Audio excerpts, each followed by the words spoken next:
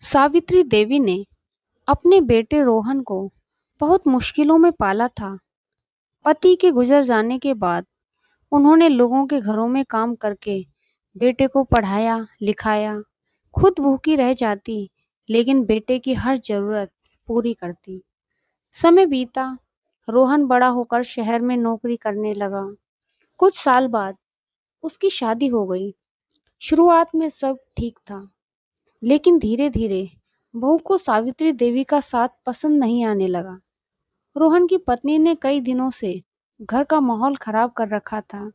वह छोटी छोटी बातों पर सावित्री देवी को ताने देती रहती थी।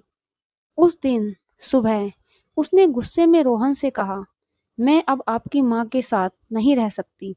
हर समय उनकी वजह से घर में परेशानियां रहती हैं। मोहल्ले वाले भी बातें करते हैं।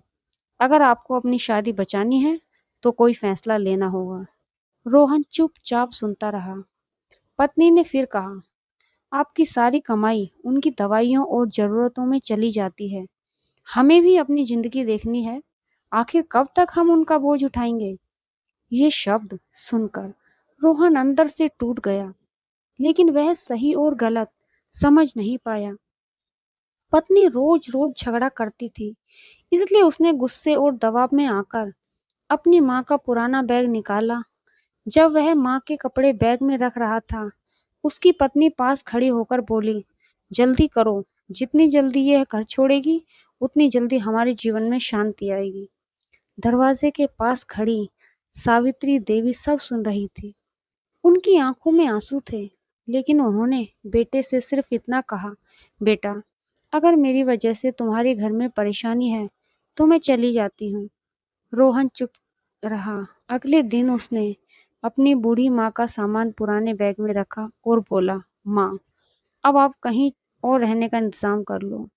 यह सुनकर सावित्री देवी की आंखों से आंसू बहने लगे।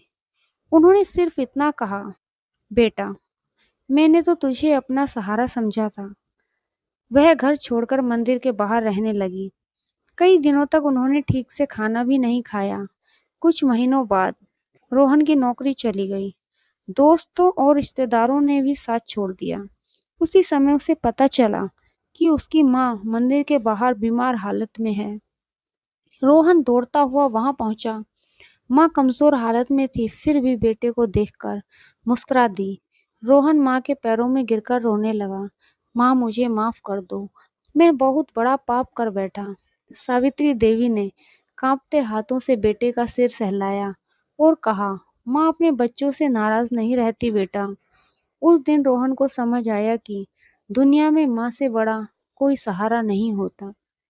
सीख, जो माता पिता हमें चलना सिखाते हैं, उन्हें कभी अकेला मत छोड़िए।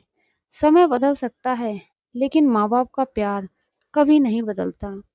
माता पिता हमारे जीवन की सबसे बड़ी पूंजी हैं। आइए उनके प्यार और बलिदान की कद्र करें।